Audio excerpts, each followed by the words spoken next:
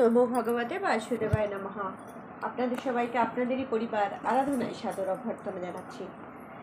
আজকে যে তথ্যটি প্রদান করব সেটি খুবই মূল্যবান। সেটি হচ্ছে যে যদি বারবার চাকরির ইন্টারভিউ দিয়েও যারা চাকরি পাচ্ছেন না, যে কোনো পরীক্ষায় সফল হচ্ছেন না, তাহলে এই কাজটি করুন, সুতো দিয়ে এই কাজটি করুন। আপনি আপনার মনোবাসনা পূর্ণ করতে পারবেন, অর্থাৎ ভালো চাকরি পাবেন এবং ইন্টারভিউ সাকসেসফুল তো হতেই পারবেন, আর যে কোনো পরীক্ষায় সফল হবেন। চলুন সে সম্পর্কে জানি, কিন্তু তার আগে যারা এখনও চ্যানেলটিকে সাবস্ক্রাইব করে উঠতে পারেননি তাদেরকে বড় জোরে অনুরোধ করব চ্যানেলটিকে সাবস্ক্রাইব করে পাশে থাকা বেল আইকনটি ক্লিক করার জন্য। আমাদের ভিডিও ভালো লাগলে লাইক করবেন, শেয়ার করবেন, ভিডিওটি শেষ পর্যন্ত দেখবেন, প্রচুর শেয়ার করুন, কেননা সবাই যেন তার মনের মতন পছন্দ মতন কর্মক্ষেত্র পেয়ে যায়। দেখুন, সম্পূর্ণ বিশ্বাস নিয়ে করবেন, যে কোনো ধর্মের মানুষ, যে কোনো বর্ণের মানুষ করবেন। যিনি পরীক্ষা দেবেন, যিনি চাকরির জন্য জুতোর শুকতলা হেঁটে হেঁটে ছিঁড়ে ফেলেছেন, বারবার অসফল হচ্ছেন, যে কোনো পরীক্ষায় অসফল হচ্ছেন, তাহলে কি করবেন? পৈতের সুতো আছে, জানেন? পৈতে, সাদা পৈতে হয় যেগুলো ব্রাহ্মণরা পরে, সেই পৈতে, সেটা কাঁচা সুতো বলা হয়। সেই সুতো আপনি যতটা লম্বা, অর্থাৎ পা থেকে মাথা পর্যন্ত, এটা আপনি নিজেও করতে পারেন, অন্য কেউ করে দিতে পারে, কোনো অসুবিধা নেই। পা থেকে মাথা পর্যন্ত, আবার মাথা থেকে পা পর্যন্ত, আবার পা থেকে মাথা পর্যন্ত, এভাবে আপনাকে কি করতে হবে? টোটাল 7 বার ঘোরাতে হবে।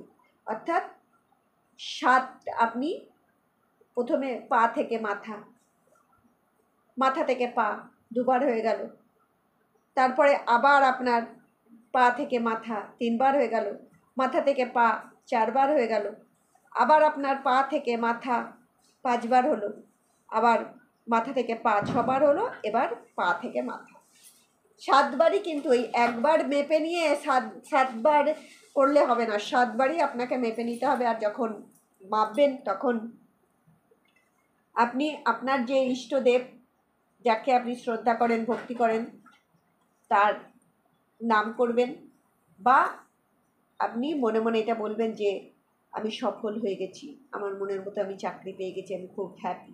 এগুলো বলে বলে এই 7 বারের যে মাপটা হলো দিয়ে, এই সমস্ত সোল থেকে মোটা করে, এই যে পুরো যে সুতো, এই সুতো, কাঁচা সুতোকে ভালো করে সলতে বা পলতে বানিয়ে নিন, মোটা করে দিয়ে একটা বড় প্রদীপের মধ্যে সর্ষের তেল, খাঁটি সর্ষের তেল দিয়ে দিন, দিয়ে এটাকে জ্বালিয়ে দিতে হবে। প্রদীপটা জ্বালিয়ে দিলেন, দিয়ে যে ব্যক্তির যে সমস্যা, এই যেগুলো চাকরিতে অসুবিধা আসছে, বা চাকরির স্থলে কোনো অসুবিধা, ঠিক মতন অ্যাডজাস্ট করতে পারছে না, তাহলে তার মাথার উপর দিয়ে একবার ঘড়ির কাঁটা যেভাবে ঘোরে সেইভাবে একবার ঘুরিয়ে নিলেন। তারপরে এই যে প্রদীপটি নিয়ে যে একটি গাছের নিচে রাখতে হবে। আপনি এই কাজটি সারাদিনে যে কোনো সময়, সারা দিন রাতে যে কোনো সময় করতে পারেন, যে কোনো বার করতে পারেন। হ্যাঁ, মহিলারা যদি পিরিয়ড থাকে তখন করবেন না, জন্ম ঔষধ বা মৃত্যু ঔষধ চলছে তখন করবেন না, শুধু এইটুকুনি অনুরোধ করব। বাদবাকি যে কোনো সময়, যে কোনো দিন করতে পারেন, কোনো অসুবিধা নেই। এই যে প্রদীপটা, এটি নিয়ে যে আপনাকে অশ্বত্থ গাছ, যেটাকে পিপল ট্রি বলা হয়, সেই অশ্বত্থ গাছের নিচে আপনাকে রেখে আসতে হবে। তারপরে আপনি পিছন দিকে না ফিরে চলে আসলেন, প্রদীপটা জ্বলন্ত অবস্থাতেই রেখে আসবেন, নিভন্ত অবস্থায় না। পথে চলতে চলতে যাতে না নিভে যায় সেটা আপনাকে দেখতে হবে। আচ্ছা, এরপরে কি করবেন? আপনি প্রদীপটা রেখে হাত জোড় করে আপনি আপনার মনোবাসনাটা বললেন যে আপনি চাকরিতে কি করতে চাইছেন, চাকরিতে ইন্টারভিউ সফল হতে চাইছেন বা যে কোনো পরীক্ষায় সফল হতে চাইছেন, সেটি বলে আপনি পিছন ফিরে না তাকিয়ে এবারে চলে আসবেন। নমস্কার করে পিছন ফিরে না তাকিয়ে চলে আসবেন। এরপরে আপনাকে মানতে হবে সেটা হচ্ছে যে সকালবেলা ব্রহ্ম মুহূর্তে উঠে পড়াশোনার চেষ্টা করবেন। ব্রহ্ম মুহূর্ত মানে হচ্ছে সূর্যোদয়ের 96 মিনিট আগে থেকে ব্রহ্ম মুহূর্ত আরম্ভ হয়। সেই সময় একদম ফ্রেশ মাইন্ড থেকে যা পড়বেন সেটাই মাথায় থাকবে। রাত্রেবেলা রাত জাগা কম করতে হবে। রাত জেগে পড়াশোনা না করে ভোরের পড়াটা করার চেষ্টা করুন। করে আপনি আপনার ইন্টারভিউ বা পরীক্ষা যেটাই আপনি দিতে যান না কেন, তখন কিন্তু আপনাকে বালাজির নাম করতে হবে। বালাজি মানে তিরুপতি বালাজির কথা কিন্তু বলছি না, বলছি বালাজি মানে হনুমানজিকে স্মরণ করে তাকে সংকট হারানো বলা হয়। সংকট সমস্ত দূর করে দেবেন তিনি এবং আপনার মধ্যে একটা সাহস ঊর্জা এনে দেবেন।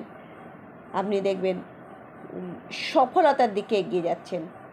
কেননা এমন কোনো পৃথিবীতে নেই যে হনুমানজির কৃপায় সেটি থেকে উদ্ধার আপনি পাননি। কেননা হনুমান চালিসাতেই লেখা আছে যে এমন কোনো কাজ নেই পৃথিবীতে যেটা হনুমানজির কৃপায় হয় না। তাই অবশ্যই হনুমানজির স্মরণ করে হনুমানজিকে এবং রাম নাম জপ করে, কেননা হনুমানজিকে প্রসন্ন করতে গেলে আপনাকে কিন্তু রাম নাম জপ করতে হবে। বলবেন কতবার করব? এটাও একটা বড় প্রশ্ন, তাই না? আনলিমিটেড, যত ইচ্ছা সময় অনুযায়ী আপনি যেমন পারবেন তেমন করুন। জানবেন যে রাম এই যে বললাম রাম এটা মানেই কিন্তু সহস্র বিষ্ণু নাম পড়ার সমান। বিষ্ণু সহস্র নাম পাঠ হয়ে গেল আপনার রাম বললে। দেখুন কত সহজে আমরা কত কিছু লাভ করতে পারি, আমরা সেটা জানতে চাই না। তাই অবশ্যই রাম নাম জপ করবেন যতক্ষণ পারবেন। তারপরে হনুমানজিকে স্মরণ করে আপনি আপনার লেখালেখি পরীক্ষায় চলে যান, পরীক্ষা দিন, বসুন। পরীক্ষার সময় একবার রাম নাম জপ করে হনুমানজিকে স্মরণ করে আপনি করুন।